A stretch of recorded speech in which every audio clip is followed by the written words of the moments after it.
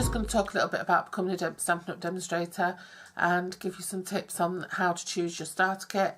It's a bit difficult to tell you how to choose your to advise you on how to choose your starter kit, because it's a very personal thing. So if you're thinking of signing up as a demonstrator, choose who you want to sign up under, and have a chat to them about your sort of needs and what you want, because there's lots of different angles you can take. You can become a demonstrator just for the discounts and the perks, just for your own hobby.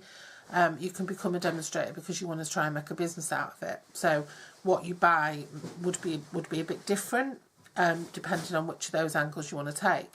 Also, what could influence which angle you take is whether you've been a Stampin' Up! Customer for a while and you've already got a lot of stash, or if you're brand new to Stampin' Up! And you just want to see it as a business venture and you're starting from scratch. So there's lots of different things that influence what you might want to put in your starter kit, because it'll depend on what you've already got and what your intentions are. So I'd recommend that you definitely speak to the person you want to sign up under and get their advice, and they should be able to advise you a little bit better once they understand what your needs are. For instance, if you're just starting out and you've got absolutely nothing, you might want to use your starter kit offer, because you get £170 worth of kit for £99, a little bit extra if you want a tote bag as well. You might want to use that, for instance, to get a big shot, which is a big purchase, or an entire set of blends or something like that. And then after 7 days from joining, you can start ordering. So then you might want to place smaller orders for your sundries. So you might want to use your demonstrator offer to get those big kit items. So a big shot, a scoreboard, a trimmer, and that sort of thing. If you've already got all that sort of kit, then you might want to use, and you're brand new to Stampin' Up!, you might want to use your starting offer to build up some kind of a stash if you're going to demonstrate. So you might want to build up, you might want to get an entire suite, the cardstock pack, the DSP, the stamps, the dies or punch, the ribbons, embellishments, so that you know everything's going to coordinate, and get the inks that match that suite as well. And usually an entire suite's going to cost you around about 70 quid. So you could get 2 entire suites, and then still have a little bit left over for adhesives and dimensionals and things like that. A thing I would also recommend is that you do get a pack of white or vanilla or black, one of your sort of basic sort of staple colours, but that instead of buying whole packs of every other colour, is to either buy the packs. You'll find that this suite, for instance, this is the Christmas one, with every suite you get a pack of cardstock. It's usually 3 colours in that pack, and that's a really versatile, cheap way and more cost-effective way of getting a range of colours for less money. You can also get all of the in colours in a pack. You can get all of the new colours in a pack. You can get all of the returning colours in a pack, and you can get packs for each of the colour suites. So I'd always recommend, you know, going for a pack of different colours rather than lots of packs of one colour, unless, you know, you only want to use one colour. If you're just making packaging, for instance, or you're just doing work for a charity and everything's in blue and white, then go for it in blue and white. But yeah, so I'd recommend that, because then you can demonstrate things and you can show versatility. And even if you've only got the entire contents of one stack, you can interchange them with different stamp sets and whatever.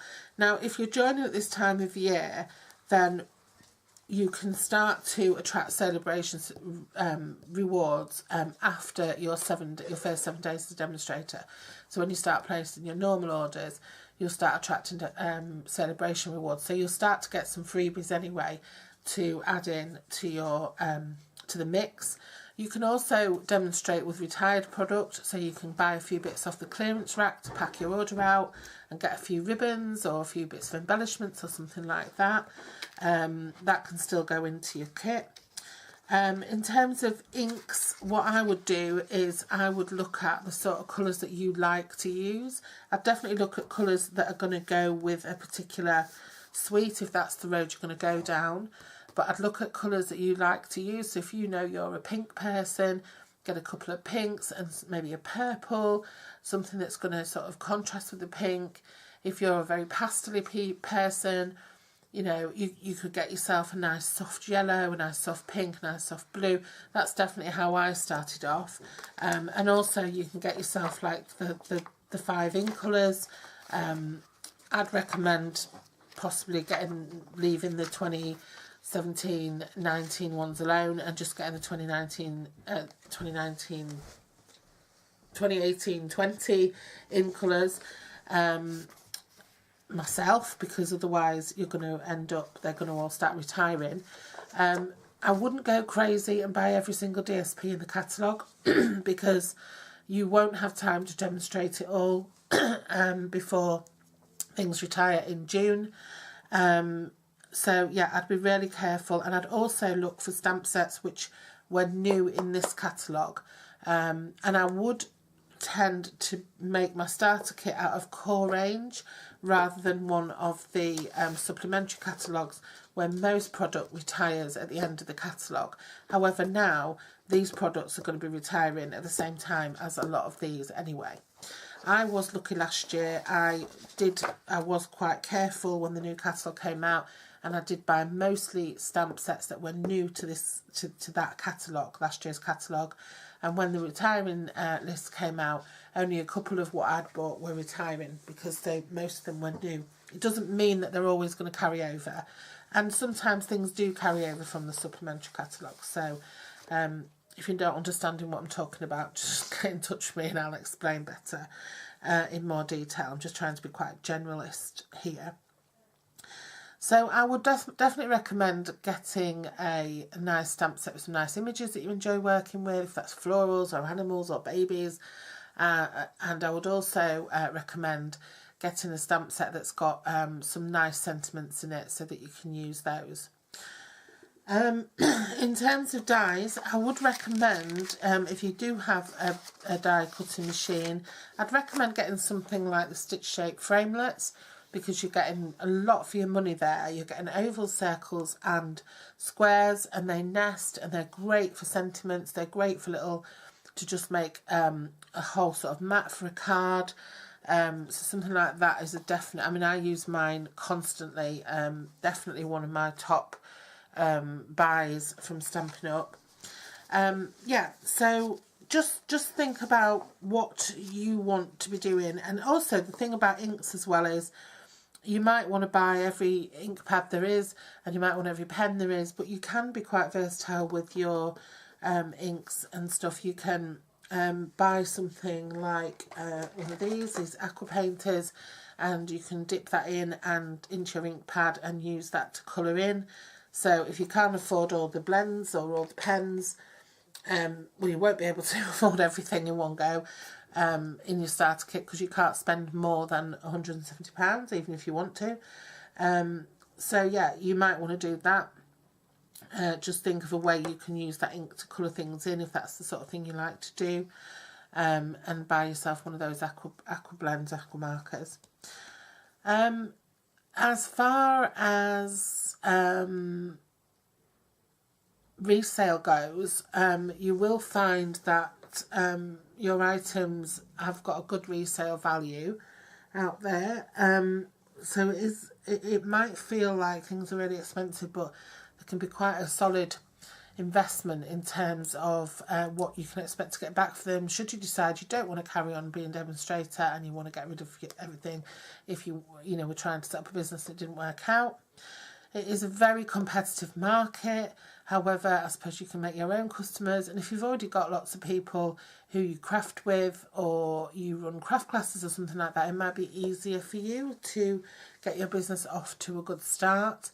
If you've got a big online following, it might be easier for you to get customers through that. You are restricted as to the countries you can sell to if you're based in the UK. So that has a part to play as well, which narrows your market considerably. And Stampin' Up is quite a niche product. It is sort of at the premium end in terms of price, but also in terms of quality. So it's you know, it can be a little bit, obviously niche markets are always smaller. So, however, there is quite a big surge in handmade and crafting for stress relief and things like that at the moment. So, and also in memory book making and memory keeping, you know, journaling, traveller's notebooks. So there is a bit of a, you know, an increase. I know a lot of younger people who are taking up paper crafting, who wouldn't have been interested in it before. So yeah. Right, so that's it, and I hope that was a little bit of useful advice. I would definitely, you know, talk to whoever you want to sign up under, and I mean, they hopefully will be honest with you. They'll be realistic about your expectations as a new demonstrator, be realistic about what support they can offer you.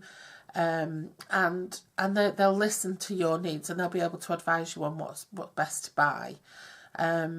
Certainly, you know, if someone contacted me, that's where I'd start. So where are you in your Stampin' Up journey? Are you a customer? What do you have in your stash already? And what do you want to achieve from being a demonstrator? And we'll go from there, because it is a sort of and that's why it's a good offer, because it's a tailor-made package. With some companies, you just get a kit, and fair enough, with some companies you get a kit and you're given the kit because you're promoting a company's products. But with Stampin' Up, you do have to pay for your kit, but at the same time, you do get to choose exactly what goes into that kit. And once you become a demonstrator, you don't have to remain one. You do have minimum sales that you have to make, and they can be met by yourself. They're around £90 a month, £270 a quarter, which is achievable for most obsessive crafters. And there are different rewards and incentives and things like that happen once you are a member. Your 20% discount isn't exactly 20% discount on the catalogue price, I've found. It's worked out in a strange old way, but it's more or less there. So I hope you found that useful. I think I'm getting poorly again. I wasn't when I woke up this morning, but I'm starting to feel it a bit now. Yeah, so I hope you found that useful, and some of those tips will help you to choose wisely. It's a good offer, £170 for the kit for £99, definitely a good offer. Even if you're a demonstrator before and you've dropped, it's a good time to come back and you know, put some new stuff into your stash and breathe a bit of new life into it, or to stock up on. There's some people who are coming back as a demonstrator and just simply buying tons of cardstock because it's, you know, you're looking at it being nearly half price, and you'd have to have a lot of customers and a lot of sales to be getting half price product. So that's a good way for them to restock and replenish their stash. So yeah, so whatever your reasons, they're your reasons, but if you do discuss them with the person you're signing up with, then they will be able to advise you on the best way to go. And if you are a seasoned demonstrator who joins and drops and joins and drops and joins and drops, then you're going to know exactly what you want to buy with your money. So you probably haven't listened to this, you wouldn't want to probably watch this. So anyway, take care.